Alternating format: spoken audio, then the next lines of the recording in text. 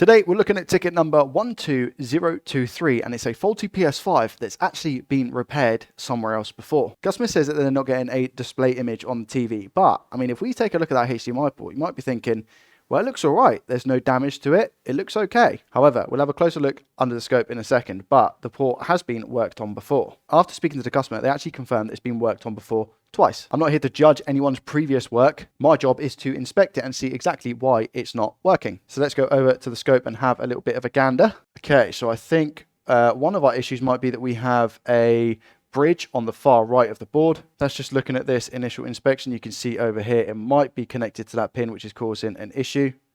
What I will say as well is that on the board itself, when I was taking this apart, there were little drops of liquid metal around the APU on the actual motherboard itself, but I have cleaned those up. If we just go ahead and I'm just going to nudge a few of these pins to see if they're connected solidly. They don't actually look too solid, if I'm being honest. Yeah, that one's moving, this one's moving, this one's moving,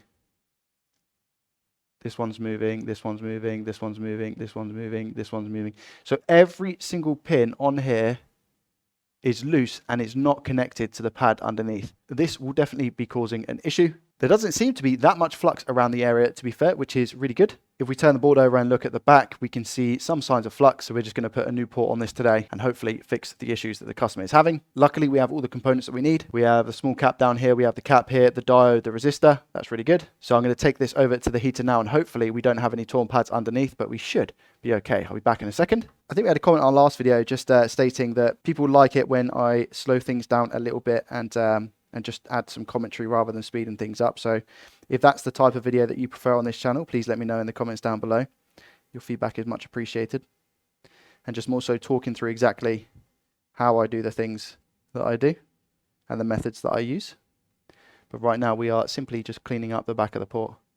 I've taken out the HDMI port, as you can see. And then again, we flip it over. We're just going to get all of this flux that we have on here off of the board, because this is from the previous technician. Just get all of that off. And then we're going to clear out the ground holes and get rid of the solder that we have on the pads. I just want to make sure it's as clean as possible. I think that's the first thing that you need to do once you know that another technician has been working on the job, is just kind of restart completely, as if it was a brand new job, you know. Okay, so now that's nice and clean. The good thing about being the second person that's worked on this is that this is going to be leaded solder, because the port actually came off really, really easily, which means that I can clear out the ground holes, etc. a lot better than I would be able to if it was unleaded. So I'm going to come in with a hot air gun here, max temperature, max speed. I'm just going to clear out the ground holes first of all using my solder sucker, my favorite tool. We should be able to do this fairly quickly. Customer stated that they've actually had this board worked on twice before, so this will be the third time that we sort out the HDMI port. Not us personally, it's been to somebody else. This is the first time we worked on it, and hopefully the last. There we go. And like I said, because of leaded solder, look how easily and quickly that came out. And now I'm just going to run the iron straight over. Maybe add a drop of flux to make the float of solder nice and easy. And then grab our wick and just be very careful we don't soak up that cap.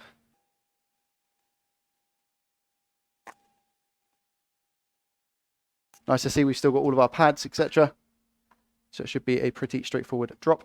And again, just making sure that we clean up as we go. Applying a hefty amount of flux now. And putting leaded solder in and around everywhere.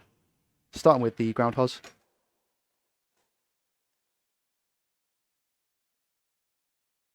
Again, this is just leaded solder.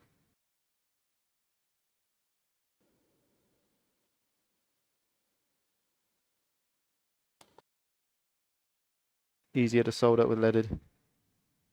And unleaded can be a pain. Again, if we need to rework this on this in the future, sorry. Leaded being the best option.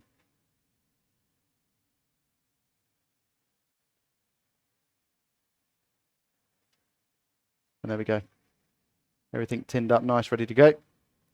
For a brand new port. There's flux already there. I will maybe add some more, but we're just going to come in with the heat again from underneath. And simply drop the port into place.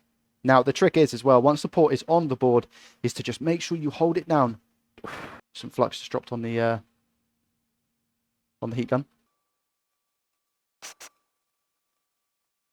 Yeah, the goal here is just to hold the port on the board after you put it on. So in that way the solder has a good opportunity to bond with the pins. Because don't forget, when I'm putting this port on, this port is actually quite cold. So it takes a couple of seconds for it to warm up while still applying heat. You can see that all the solder is now wet. Now I'm going to place the port on. And I'm just going to leave it there for a minute. And this will give us an opportunity for the ground legs as well to soak up all of that solder and push it through, because the port itself is getting hot. If the port itself is cold, the solder is not going to have a great chance to bond to it. So everything needs to be relatively hot here. Just going to leave that port on. Spread the heat as much as we can so that we're not holding it in one place so that it burns the plastic. Keep holding down, keep holding down. It's still wet at the moment. There we go. Okay, now I'm going to come off and inspect the port and just make sure we're all good. And how is the port looking? Pins are all bound lovely to the pads. That's really, really good. I'm just going to go over them with a soldering iron, obviously being careful of this little cap that we have down here. So what do? We apply flux. Flux is our friend, not food. And we just simply go over the pins really quick with no additional solder, by the way. We're using the solder here that's already on the pads.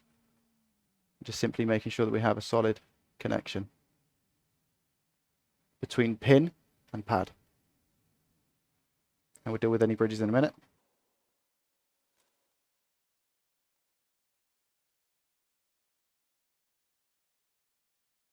Now, this is where you have to be careful if you're doing this with a soldering iron, because you can quite easily soak up the cap.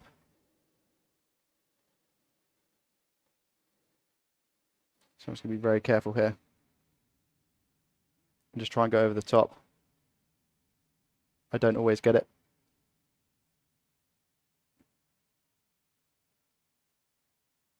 That might be some plastic that we've burnt. We're going to check now, giving everything a nice quick clean, just so we can see exactly what's going on. Let's use a little brush as well, just to get rid of any little fibres that we have that are left with the cotton bud. And as you can see here on this little diode that we have some fibres, just clear that off. Okay, how are we looking? Do we have any bridges? Doesn't look like it. In fact, we look pretty good. The only thing, like I mentioned, is the plastic at the end here. You can easily rectify that just by putting tweezers down. Actual bridges, but again, I think that's just plastic. Yeah, perfect. Solid as well. There we go. That's a bit cleaner. And we'll just quickly check to make sure that all of the pins are solid, because that's what we want. We confirm we don't have any bridges, so that's good. We just need to make sure that all the pins are connected properly to the pads, and then we can reassemble and give this a good test, especially these ones at the end. Every single one absolutely solid. Perfect. As you can see as well, the back is looking strong. I'm just adding some isopropyl alcohol and again just giving it a nice general clean to make sure that if anyone else ends up going in this PS5, which they shouldn't have to unless the customer throws the PS5 against the wall and ultimately breaks the HDMI port again, but they have a pleasant time in the console. Great thing about Rocket Repairs is that you get a 6-month warranty, so me replacing this HDMI port, you get 6 months on that. Again, if the port itself becomes damaged rather than you throwing it at the wall. There we go, a nice, clean, tidy job. Now we're going to give it a test and see if it works. Right, so here we have the PlayStation 5. I can't show you the profile picture, but it's all working.